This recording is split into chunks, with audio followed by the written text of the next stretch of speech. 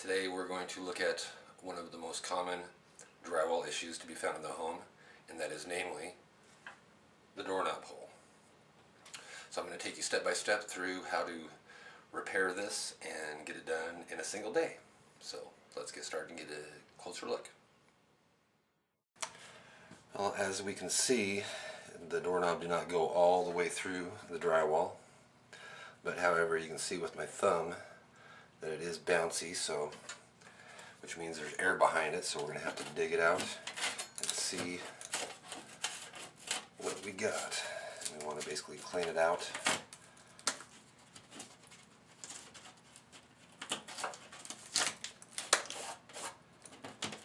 And aha! You can see there's already been a patch behind there before. Isn't that fun? And that's okay.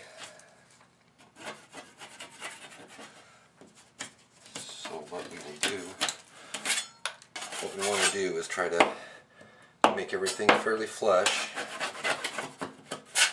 So we'll dig out whatever's loose with our knife.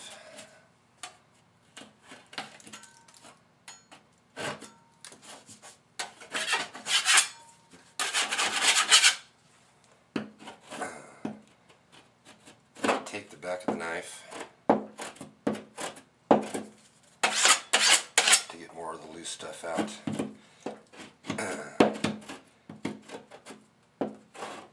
And to kind of eliminate the high spots.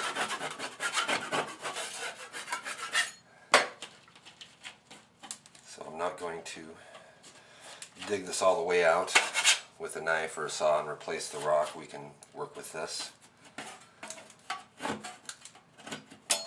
What we need now to do now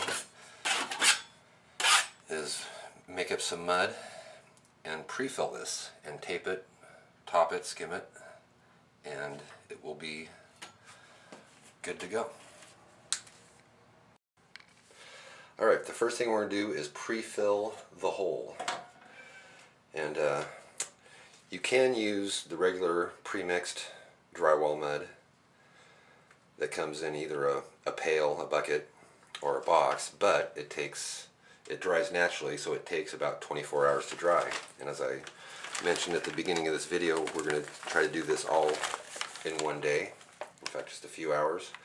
So what I'm using is what is called in the trade hot mud or facet mud. It comes in a powder, in a bag, in a powder, and you mix it up with water. This is the 45-minute hot mud. It comes in 20-minute and 90-minute, but I like to use the 45. So we just add a little bit of water to my mud pan.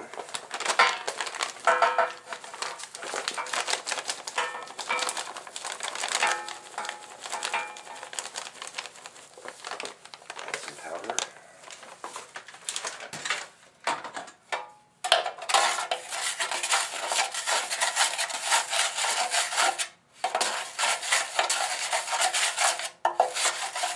Mix it up.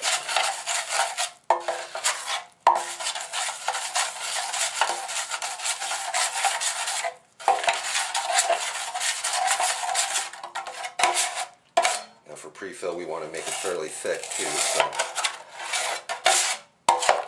because we don't want to come sliding out of the hole.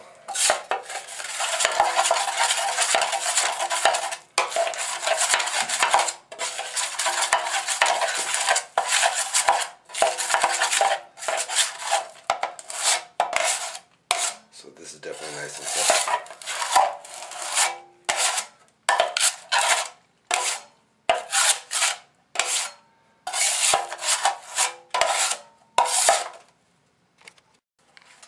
So now we will take our hot mud and fill the hole. So basically, get it in there. It doesn't have to be pretty.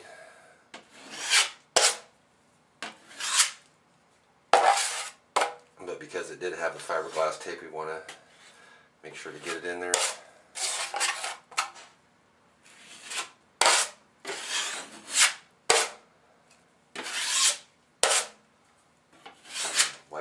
excess. And we shall let that dry and then come back and tape it. Alright, now that our pre-fill is dry, we will check, make sure gravity didn't pull any of it out. Get it as flat as we possibly can. And we are going to next tape. And I mixed up some more mud, which is a little bit thicker probably than pancake batter. And we're going to use some paper tape. We noticed that it had fiberglass tape in it before for the first repair, but personally I don't like fiberglass tape. So we are going to take the tape and fill it with mud. And I'm using, because the patch is big enough, I'm going to use 2 pieces of tape rather than just one. So we take the knife and we want to get it as flat as we can.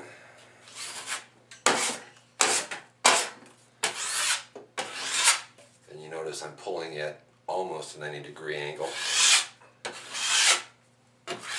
We want it flat, but we don't want to pull the tape out, or the mud out from behind the tape. So I did one.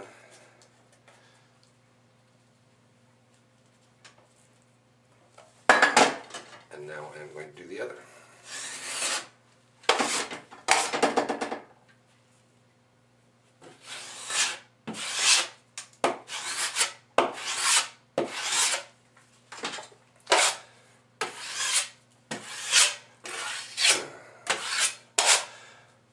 Now we'll give that time to dry, and we will put on our first coat, called the top coat. Okay, now we have our tape dried, and of course with the mud and the tape it has created a bit of a raised surface, so when we put on our first coat that is going to cover that. Now there's a couple ways I could go about this. I could spread my mud and go around in a circle for my first coat and then do that again on the second coat. But for this I think I'm going to just pull it this way for the top coat, and then when we come, after that dries, we'll come back and pull it the other way, and that should take care of all the surfaces. So I've got my 10-inch knife, and I made up some more mud, about the same consistency as the mud I used to tape with.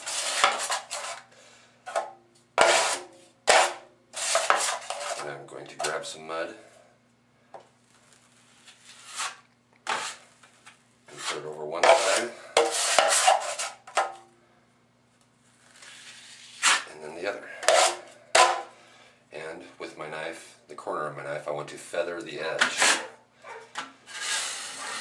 So basically I'm putting the pressure on this end and leaving this out of the wall, away from the wall.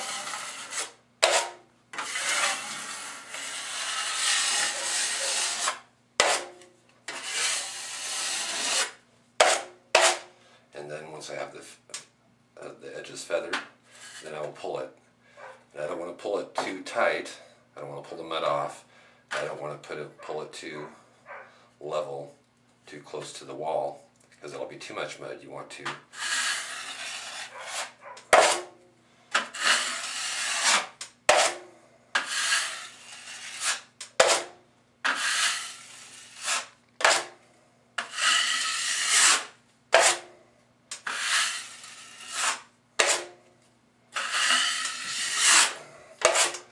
So there we have the first coat.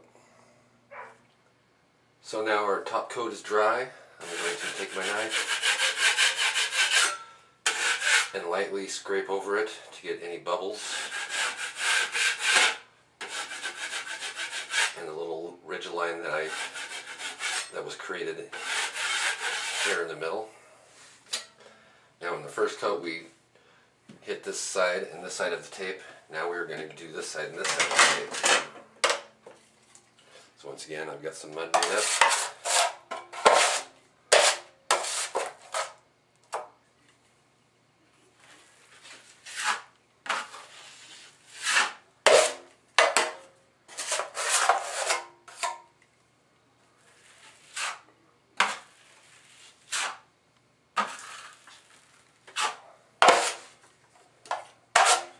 And as before,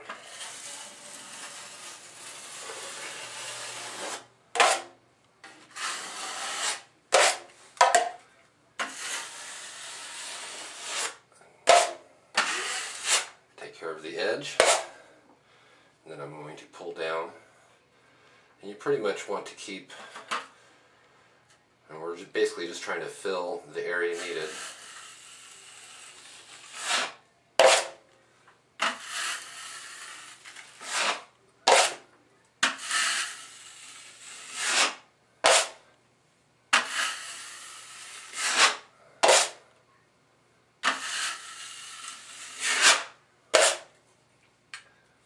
Would be it.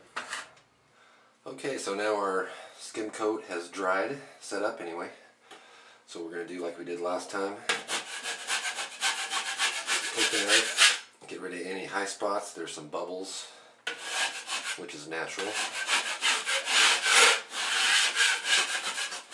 And as you might notice, I'm not using a sanding block.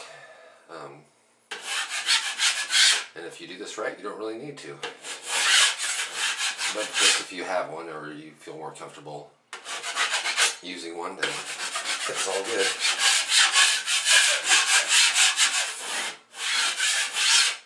And we can put our hand over it,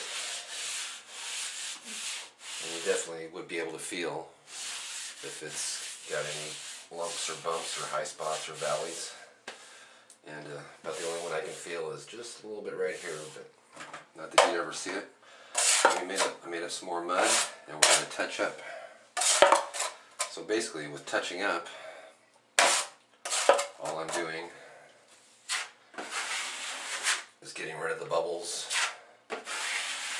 pulling it very tight, not leaving any ridges. And if you notice, both touching up here and on my tape coat and both of my top and skim coat, that I'm using my index finger a lot. And that's where,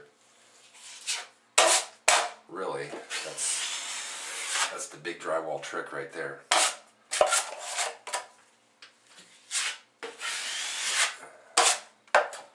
That index finger applies the pressure.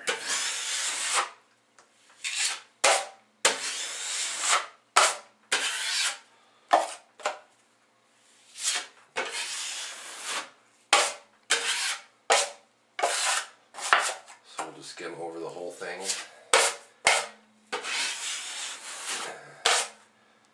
Any ridges that you might see after you pull it, you just go back over it again and get rid of it. And just so you know, or to mention, now these metal drywall knives are pretty sharp. They're not razor sharp or anything, but it is pretty easy for one to cut themselves. So if you're feel like you're a little clumsy or whatever, you might go out and buy the plastic knives just to be on the safe side. I don't want somebody to watch my video and end up hurting themselves.